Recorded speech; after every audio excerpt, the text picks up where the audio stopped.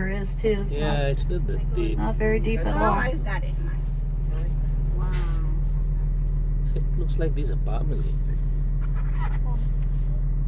So they're all males. Wow. Oh, probably. So do you guys know the difference between a caribou and a reindeer?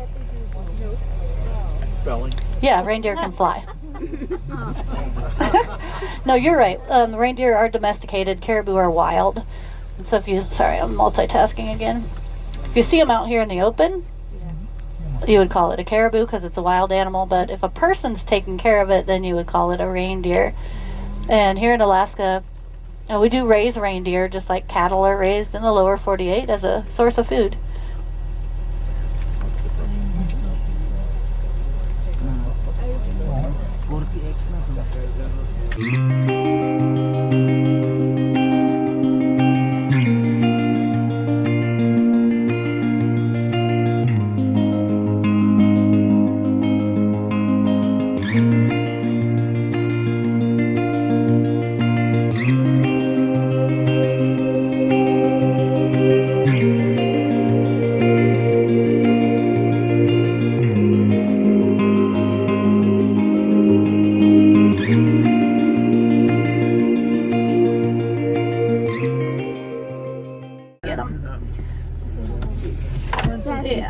Let me reposition just a tiny bit so we're not blocking the whole road. Probably about a quarter of the way down.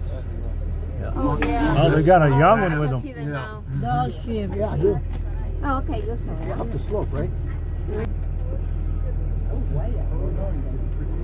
My God, there's Too far away. My phone is not that big. Another moving now. Right. Oh my God. That's doll shoot, that's for sure. Stop shooting if I take a picture of that. But I did before, at least I can see the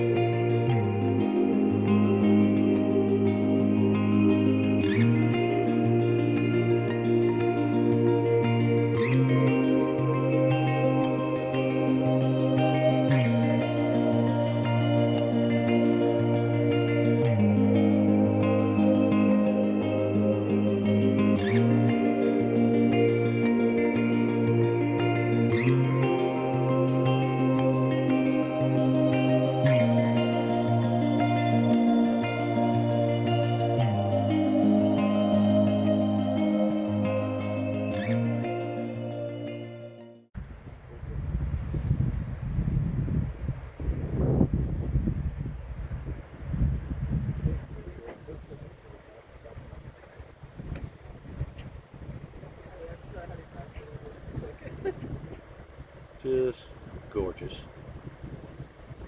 Do that. I have been on that tour. I know it's pretty tedious for everybody. So what I'm going to do is on the return portion of our trip, I'm going to give you guys a couple of pretty big chunks of time where you can simply kick back and relax and enjoy looking out the windows. I think that is a very, very important part of our trip, is to give you some personal time with the park. So I'm going to let Denali National Park do the majority of the talking on our return trip, and that is your chance to kind of see what the park has to say to you. But until then, you've got me.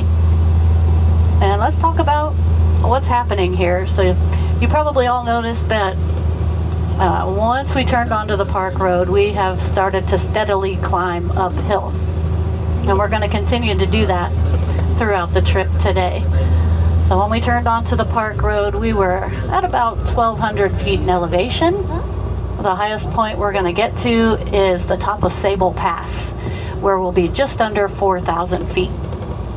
And you'll notice that the environment around us, it changes pretty drastically depending on the elevation that we're at.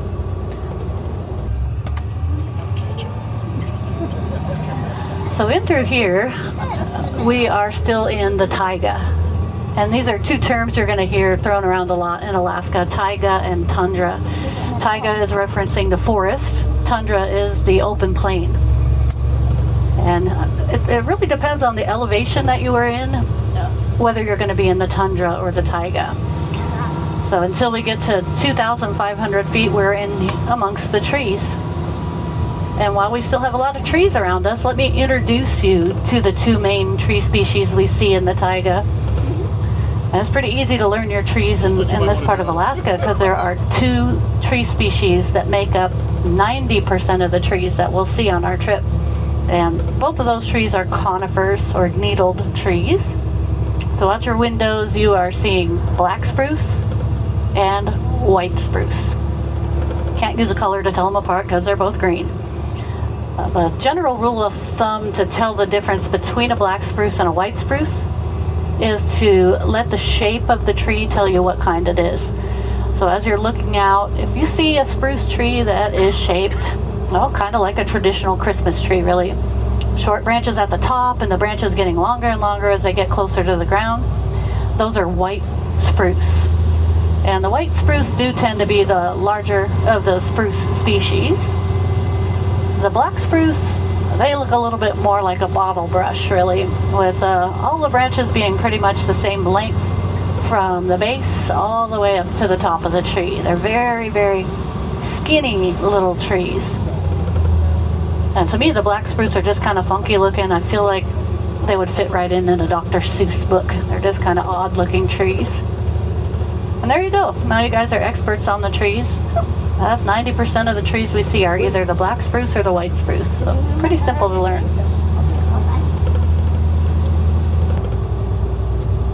So as we crested up that last little hill, you probably noticed that things are starting to change around us, and we just reached the 2,500 foot mark. So now we are making the transition out of the taiga or the forest into the tundra or the open plain. And we're going to see two different types of tundra on our trip today. At this elevation, this is known as subalpine tundra, and in the subalpine tundra you still have some trees scattered about.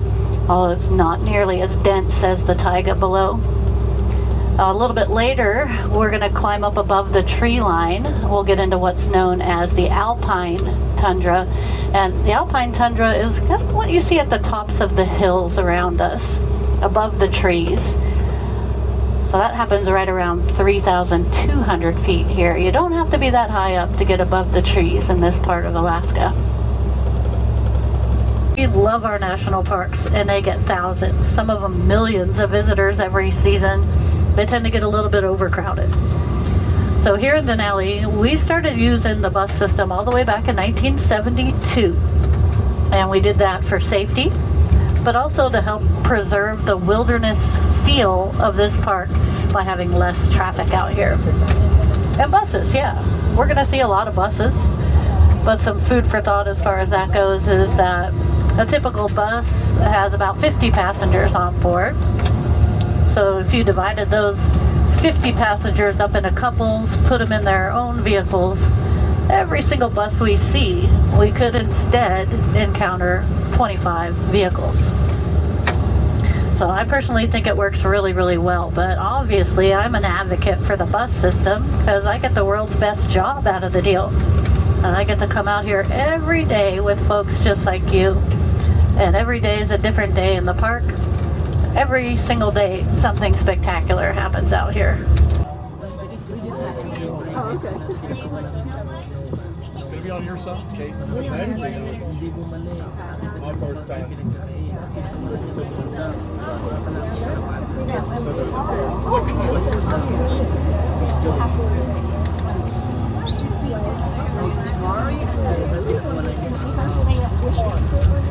And tell you what, guys, I have been pretty much chatting away since we've left. So I'm going to shut the microphone off for a little while. I want to give you the chance to simply enjoy looking out your windows while we're up here in this vast, beautiful place called Sable Pass. We're still watching for wildlife, so if you see anything you want me to stop the bus for, don't hesitate to ask me to stop. I'm always happy to do that. And until then, enjoy the views.